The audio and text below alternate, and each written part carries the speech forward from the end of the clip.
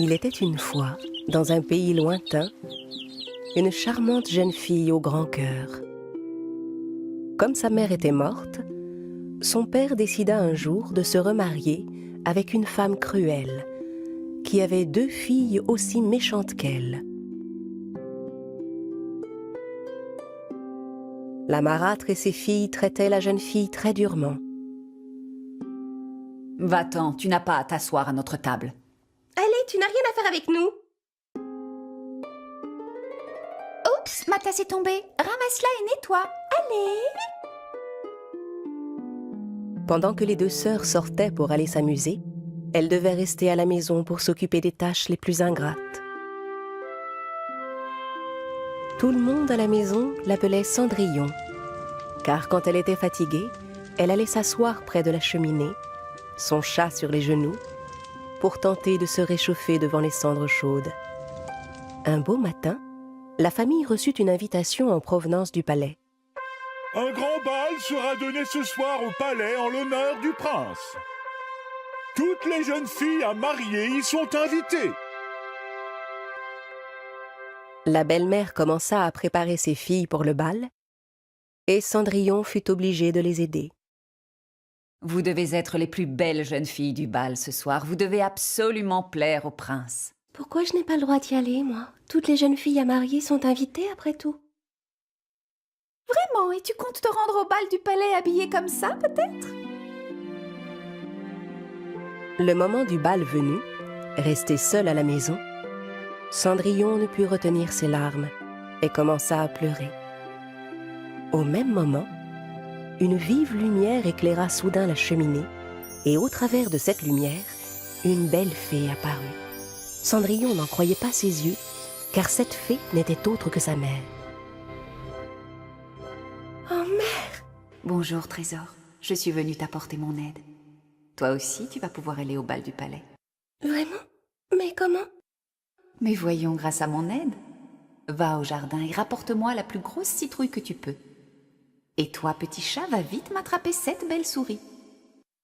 D'un coup de baguette magique, la fée transforma la citrouille en un magnifique carrosse.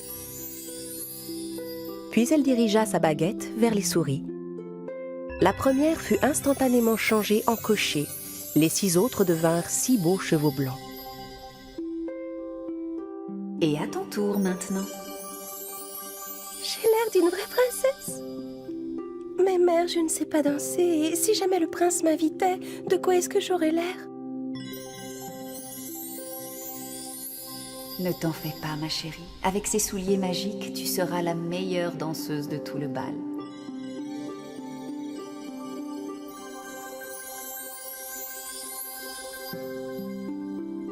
Il faut que tu danses avec le prince. Mais surtout, n'oublie pas, mon ange.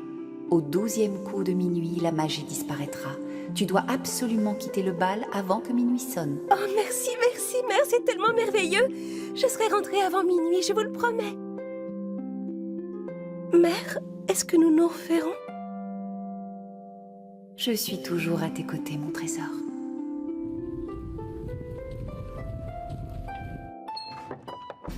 Quand Cendrillon arriva au palais, si belle et si élégante, toutes les têtes se tournèrent vers elle. Même ses méchantes sœurs ne purent la reconnaître. Et bien sûr, le beau prince fut immédiatement subjugué par sa beauté. Le roi et la reine aussi furent charmés par Cendrillon. Quelle charmante jeune fille! Voilà ce que j'appelle une princesse digne de ce nom. Le prince invita aussitôt Cendrillon à danser. Grâce à ses souliers magiques, la jeune fille flottait littéralement sur la piste de danse. La belle-mère et ses filles restaient sans voix devant sa beauté, qui les rendait folles de jalousie.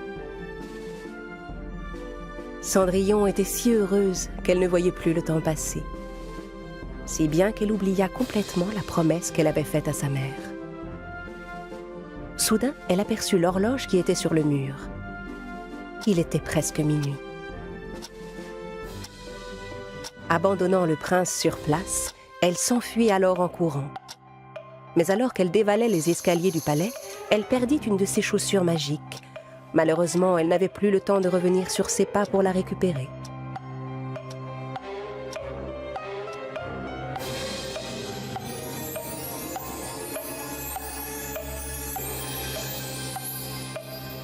Le prince, qui courait derrière elle, trouva la chaussure sur une marche et la ramassa. Trouvez la jeune fille à qui appartient cette chaussure. Traversez tout le pays s'il le faut, mais retrouvez-la moi. Les gardes du palais parcoururent tout le pays, frappèrent à toutes les portes et firent essayer la chaussure à toutes les jeunes filles du royaume. Mais le soulier n'allait à aucune d'entre elles. Finalement, ils arrivèrent à la maison de Cendrillon, où les 2 filles de la belle-mère essayèrent la chaussure. Mais poussez plus fort, enfin, ça va rentrer! Mais oui, voyons, ma fille a les pieds un peu gonflés en ce moment, la fatigue sûrement. Mais le soulier n'allait à aucune des 2 filles. Heureusement, le capitaine des gardes s'était rendu compte qu'il y avait une 3e jeune fille dans la maison. Il y a une autre jeune fille ici.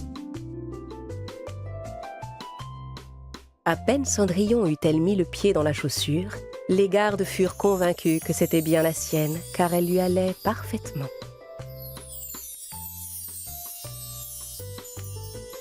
Je vais vous demander de nous accompagner au palais, jeune dame. Notre prince vous y attend. Les gardes conduisirent donc Cendrillon au palais. Quand le prince vit Cendrillon, il la reconnut aussitôt. Il était tellement heureux de la revoir. Il s'agenouilla devant elle et la demanda en mariage. Princesse, voulez-vous m'épouser? Cendrillon, ravi, accepta sans hésiter la demande du prince. Et ensemble, ils vécurent heureux pour toujours.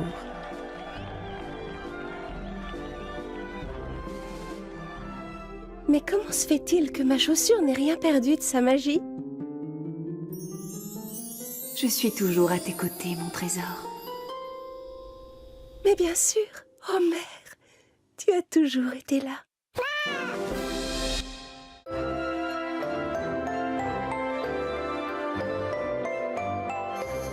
Il était une fois une petite fille qui portait en permanence un petit chaperon rouge sur la tête. C'est pourquoi tout le monde l'appelait le petit chaperon rouge. Ma chérie?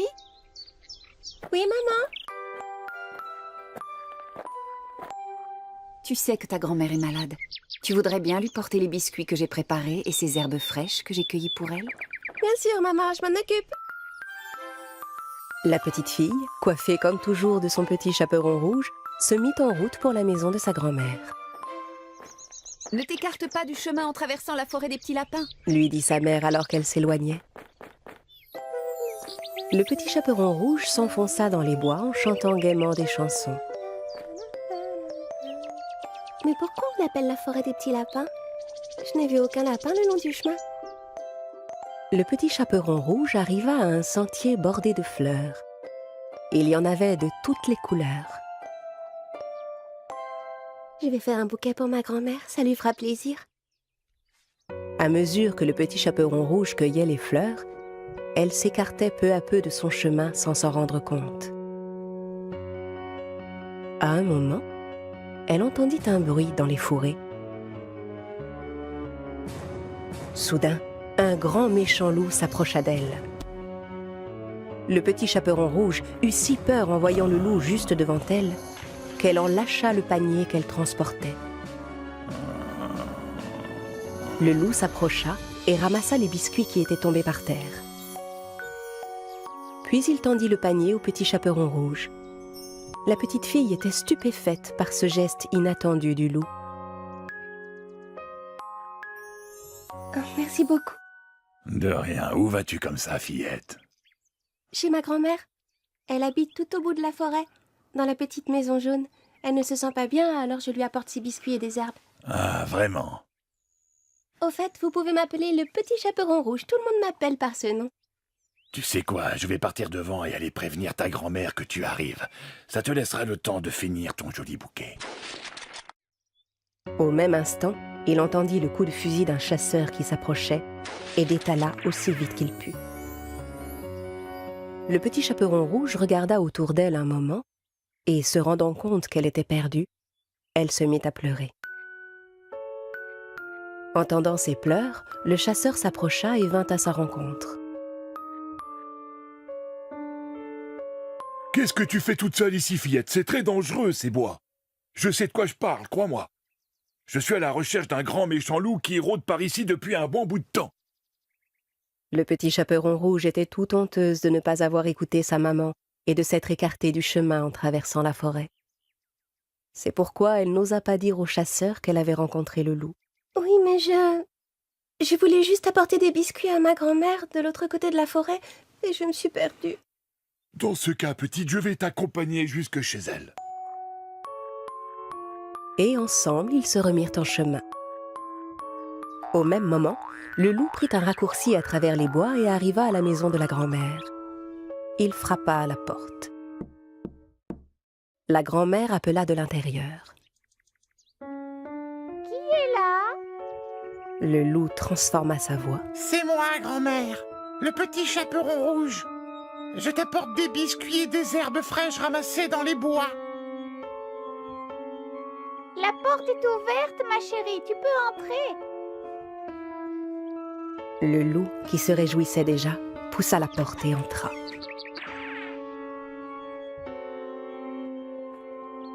Quelques instants plus tard, le petit chaperon rouge et le chasseur arrivèrent à leur tour. Maintenant va, ma petite. Cours vite retrouver ta grand-mère à l'intérieur. Le chasseur reprit sa route de son côté. Le petit chaperon rouge frappa à la porte et entendit sa grand-mère appeler de l'intérieur. Qui est là? C'est moi, grand-mère, le petit chaperon rouge. La porte est ouverte, ma chérie. Tu peux entrer. Le petit chaperon rouge hésita un petit instant. La voix qu'elle entendait lui semblait un peu différente de celle qu'elle connaissait.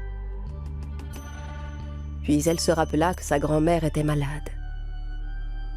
Si grand-mère a une drôle de voix, c'est sûrement à cause de sa maladie. Le petit chaperon rouge poussa donc la porte et entra.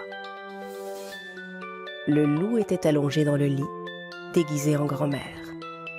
Comme il avait pris soin de tirer les rideaux, il faisait sombre dans la pièce. Avec son bonnet de nuit et ses lunettes, le petit chaperon rouge ne pouvait pas le reconnaître.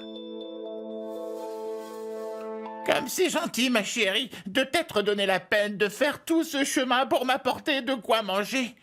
Viens par ici que je puisse te prendre dans mes bras. Allons, mon enfant.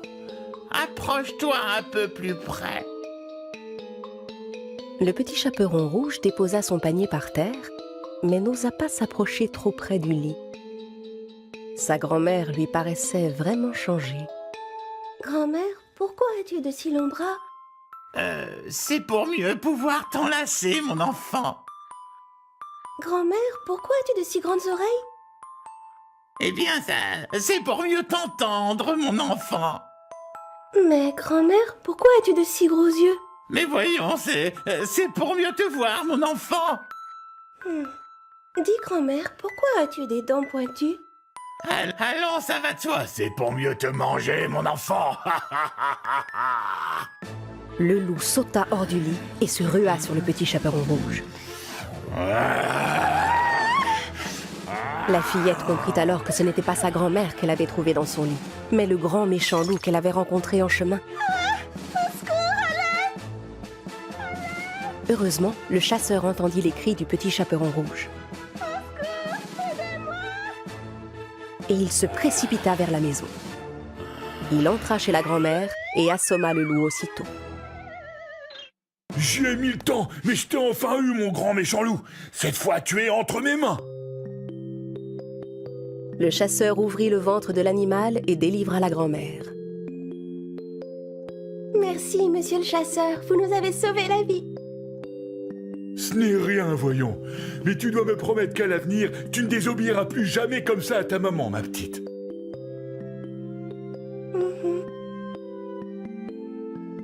La grand-mère, affamée, dévora tous les biscuits que sa petite fille lui avait apportés. Et avec les herbes fraîches, elle se fit une bonne tisane qui la remit immédiatement sur pied. Le petit chaperon rouge promit à sa grand-mère que plus jamais elle ne se laisserait duper de cette manière par un grand méchant loup. La fillette reprit la route dans l'autre sens pour rentrer chez elle, en chantonnant gaiement. En chemin, elle croisa à nouveau le loup que le chasseur avait obligé à nettoyer toute la forêt. En voyant le petit chaperon rouge, le vilain loup eut vraiment honte de ce qu'il avait fait. Et la forêt des petits lapins redevint ce qu'elle était auparavant, pleine de joie, de fleurs et de petits lapins.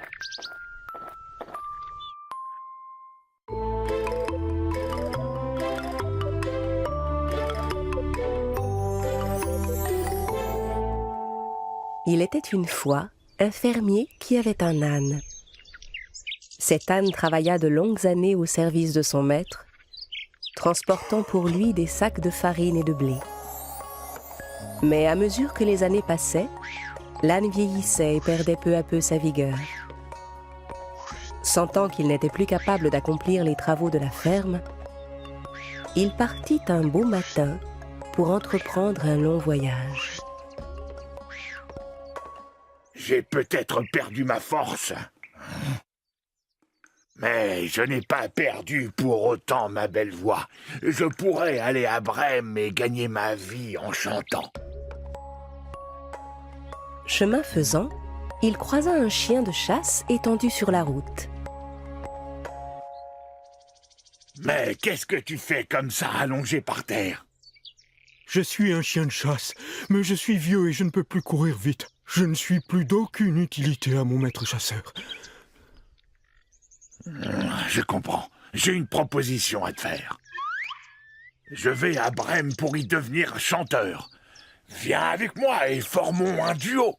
Je pourrais jouer de la mandoline et toi du tambour. Le chien accepta la proposition et se mit en chemin avec l'âne. Au bout de quelques instants, ils aperçurent au bord de la route un chat assis sur le toit d'une maison. Le chat semblait très triste. Qu'est-ce qui t'arrive, petit chat? Tu es bien triste, on dirait. Est-ce que tu as des soucis? C'est que je me fais vieux. Je n'ai plus la force de courir. Et mes belles dents sont toutes usées. Au lieu de chasser les souris, je passe mon temps à me prélasser assis au coin du feu. Voilà pourquoi mon soi-disant maître a décidé de me chasser de sa maison. Je vois. Eh bien, tu devrais venir avec nous. Venir avec vous?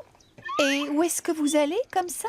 Nous nous rendons à Brême pour être musiciens et former un orchestre. Les chats sont souvent de bons musiciens. Tu pourrais nous accompagner et jouer de l'harmonica. Le chat, tenté par cette proposition, descendit du toit et se joignit à eux. Les trois compères se remirent en route et, en passant devant une ferme, ils virent un coq juché sur une barrière qui lançait de grands cocoricots.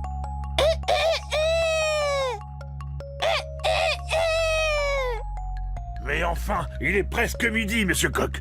Pourquoi est-ce que tu chantes encore à une heure pareille? Parce que demain, c'est dimanche. La femme de mon maître reçoit toujours le dimanche. Et ils ont l'intention de me servir à leurs invités demain. Mais pourquoi restes-tu ici? Pourquoi tu ne t'enfuis pas de chez toi? Et où est-ce que j'irai? De toute façon, aujourd'hui est mon dernier jour, alors je chante tant que je le peux.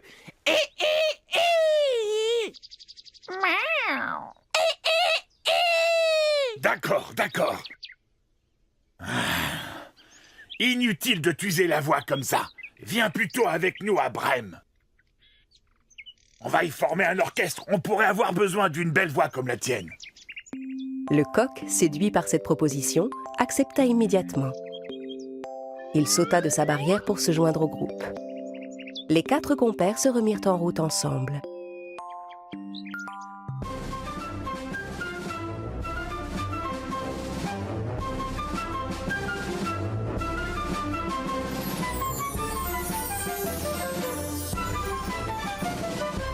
Bien. Arrêtons-nous dans la forêt pour la nuit, mes amis. Nous reprendrons notre voyage demain matin. Avant d'aller dormir, le coq grimpa pour inspecter les lieux et du haut de l'arbre où il se trouvait, il dit: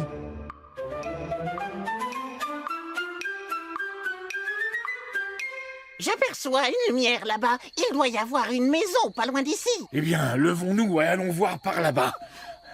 Je n'ai pas l'habitude de dormir comme ça dans la sombre forêt. Qui sait, je trouverais peut-être un petit os à ronger.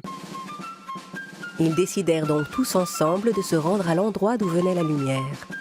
Ils finirent par arriver devant une petite maison. Comme il était le plus grand des quatre, l'âne s'approcha d'une fenêtre, regarda à l'intérieur. Qu'est-ce que tu vois, compère l'âne? Tu veux savoir ce que je vois? Je vais te le dire, je vois une magnifique table bien dressée. C'est formidable. Formidable, oui. Et je vois aussi toutes sortes de plats et de boissons sur cette belle table. J'ai tellement faim, j'en salive déjà. Allez, venez, entrons dans cette maison. Attendez les amis, je n'ai pas encore fini. Et je vois aussi 4 bandits tous armés qui mangent et qui boivent, confortablement installés autour de cette table. Quand ils entendirent le mot bandit, ils furent tous très déçus. Mais pourquoi faut-il qu'il y ait des bandits? J'avais tellement faim. Tant pis, retournons dans les bois. Oh, si seulement il y avait un moyen d'effrayer ces bandits pour les faire fuir. Attendez un peu. Je crois que j'ai un plan, les amis. Écoutez-moi attentivement.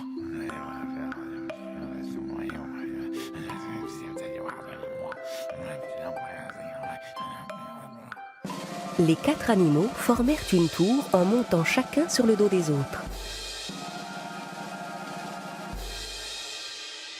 Puis, au signal de l'âne, ils se mirent tous à crier en même temps.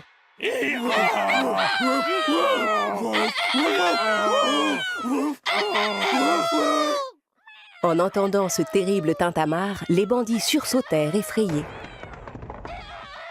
Les 4 amis brisèrent la fenêtre et bondirent à l'intérieur dans un grand fracas.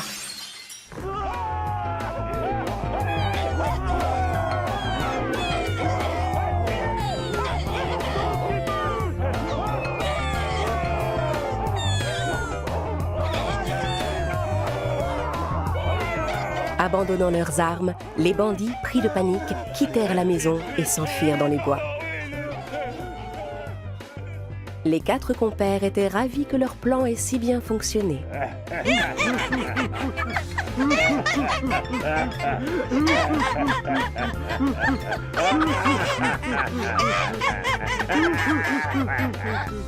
Ils s'installèrent aussitôt à table et commencèrent à déguster le délicieux repas que les bandits leur avaient laissé. Après le dîner, ils étaient bien fatigués. Chacun se chercha un endroit confortable pour se reposer. Ils éteignirent toutes les lumières et s'endormirent. Il était plus de minuit à présent. Les bandits regardèrent vers la maison et virent que les lumières étaient éteintes. Ils envoyèrent l'un d'entre eux en reconnaissance.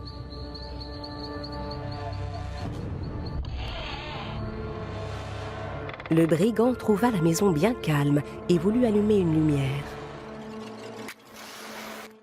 À peine eut-il gratté son allumette que le chat lui sauta au visage, toute griffe dehors, et que le chien lui mordit la jambe. Réveillé par tout ce vacarme, le coq se mit à chanter à plein poumon. Et au moment où le bandit s'apprêtait à franchir la porte, l'âne fit une ruade et lui donna un grand coup de sabot. Terrorisé par ce qui venait de lui arriver, le brigand retourna vers ses compagnons.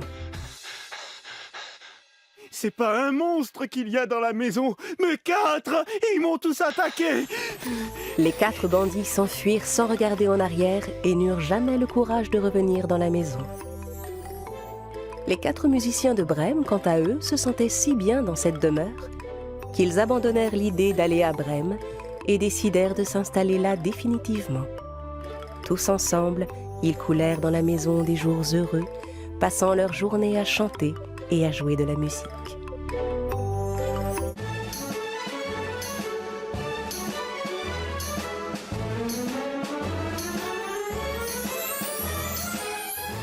Il était une fois, dans un pays fort lointain, un jeune couple qui n'avait pas d'enfant et qui rêvait d'avoir une petite fille. Au bout de quelque temps, la jeune femme attendit un enfant. Un jour, alors qu'elle regardait par la fenêtre, elle vit de belles réponses qui poussaient dans le jardin d'à côté, À partir de cet instant, elle ne pensa plus qu'à une chose, manger une de ses salades. Je crois que je mourrai si je ne peux pas manger une de ces salades. La jeune femme n'avait plus d'appétit pour rien d'autre et commença à perdre du poids. Si bien que son mari, qui était de plus en plus inquiet pour elle, finit par lui promettre de lui en rapporter un beau bouquet.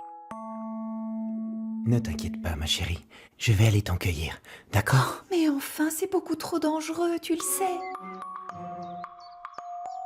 La maison voisine appartenait à une terrible sorcière, et le jardin était entouré de hauts murs que personne n'osait franchir. Le mari rassembla tout son courage et escalada le mur. Puis il sauta dans le jardin et cueillit une poignée de réponses.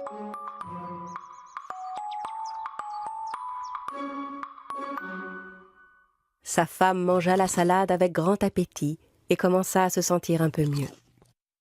Malheureusement, une poignée ne lui suffisait pas. Le lendemain, le mari retourna donc dans le jardin voisin. Mais cette fois, la sorcière l'attendait. Ça alors, comment osez-vous vous introduire sans permission dans mon jardin pour venir me voler mes réponses? Ma femme est enceinte et depuis qu'elle a vu vos salades, elle ne veut plus rien manger d'autre. Vous auriez quand même pu me demander la permission, c'est la moindre des choses. Ah, c'est que nous avions peur. Je ne pensais pas que vous accepteriez, pardonnez-moi. Que je vous pardonne? Mais, au contraire, vous méritez d'être puni.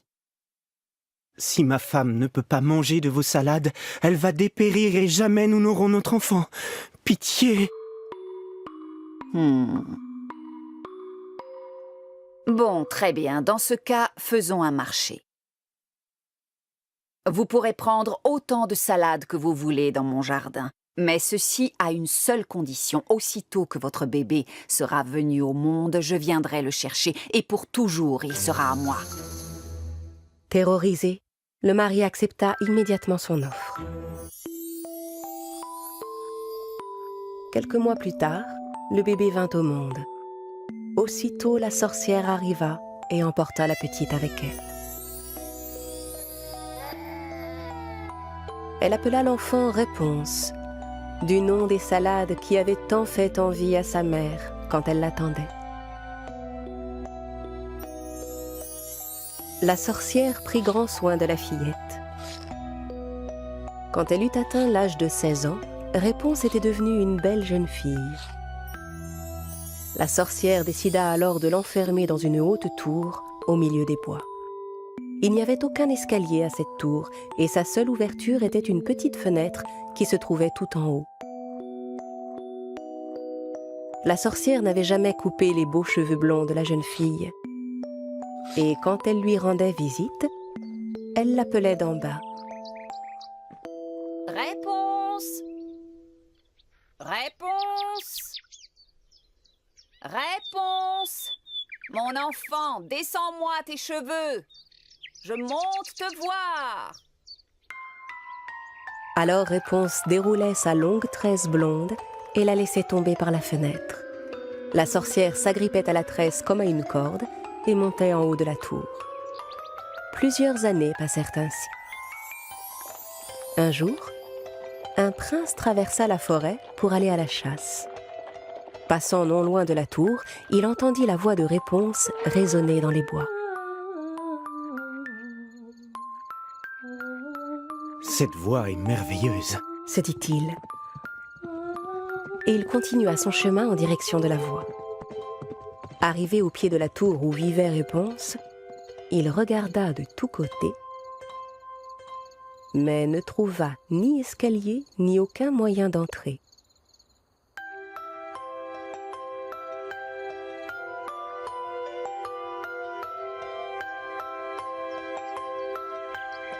Subjugué par la beauté de la voix qu'il avait entendue, le prince revint chaque jour à la tour, sans jamais trouver comment y monter.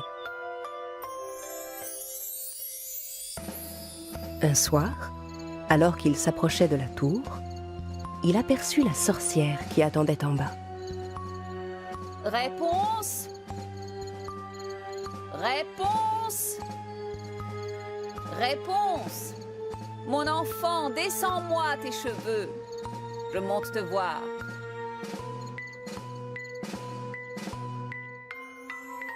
Alors Réponse déroula sa tresse blonde et la laissa tomber par la fenêtre. La sorcière s'agrippa aux cheveux et monta tout en haut de la tour. Le lendemain, à la tombée de la nuit, le prince revint à la tour et, changeant sa voix, Réponse! Réponse! Réponse, mon enfant, descends-moi tes cheveux. Je monte te voir.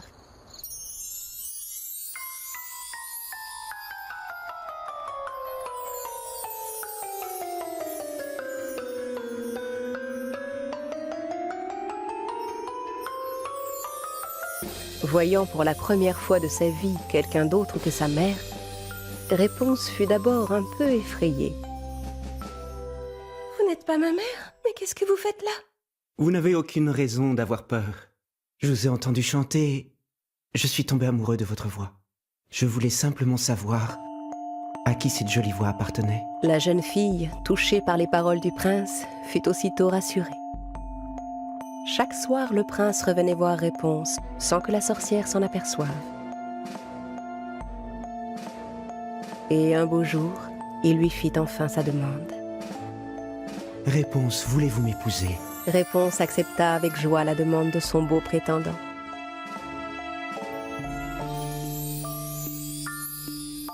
Mais la jeune fille ne savait pas comment sortir de sa tour. Soudain, elle eut une idée. Elle demanda au prince de lui apporter un morceau de tissu à chacune de ses visites. En attachant les morceaux de tissu les uns aux autres, Réponse entreprit de fabriquer une corde. Mais un jour, alors qu'elle était un peu distraite, la jeune fille laissa échapper une parole qui la trahit. Mère, comment se fait-il que le prince monte plus vite que vous? Comment? Quel prince? Quel prince? Alors la sorcière comprit que sa fille lui cachait quelque chose et entra dans une colère noire. Comment as-tu osé me trahir? Traîtresse! Quand je pense que j'ai tout fait pour te protéger de tous les terribles dangers du monde! Incapable de contenir sa rage, la sorcière saisit les cheveux de Réponse et les coupa.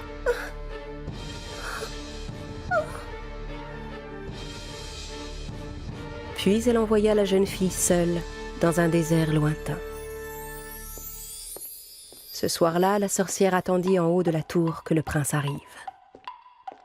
Au bout d'un instant, elle entendit le jeune homme appeler d'en bas. Réponse! Réponse, descends-moi tes cheveux. C'est moi, ton prince. La sorcière fit descendre la tresse qu'elle avait coupée le long du mur. Ignorant ce qui l'attendait, le prince commença à grimper. Arrivé en haut, voyant la sorcière à la place de Réponse, il comprit qu'un malheur était arrivé. La terrible femme se précipita vers lui, si bien qu'il trébucha et perdit l'équilibre.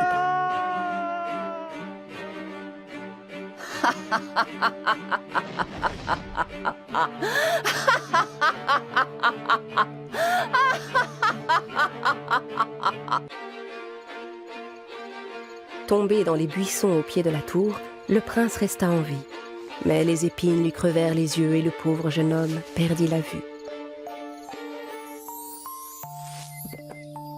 Le prince aveugle erra longtemps dans la forêt, les yeux pleins de larmes, à la recherche de Réponse.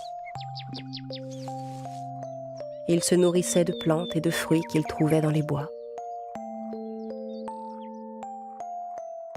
Il marcha si longtemps que ses pas finirent par le conduire dans le désert où Réponse vivait. C'est alors qu'une chose extraordinaire arriva. Il entendit un doux chant non loin de lui et reconnut aussitôt la voix de sa bien-aimée. C'est la voix de Réponse. Il marcha en direction de la belle voix tout en appelant. Réponse? Réponse?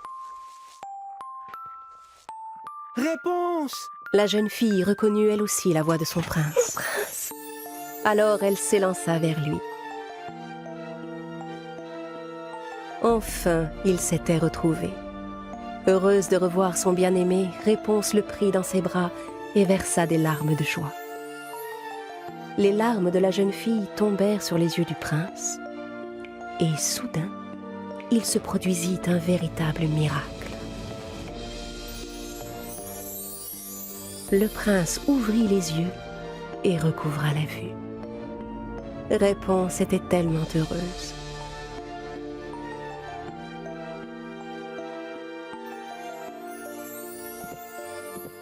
Ensemble, ils se rendirent au royaume du prince, où tout le monde les accueillit avec joie.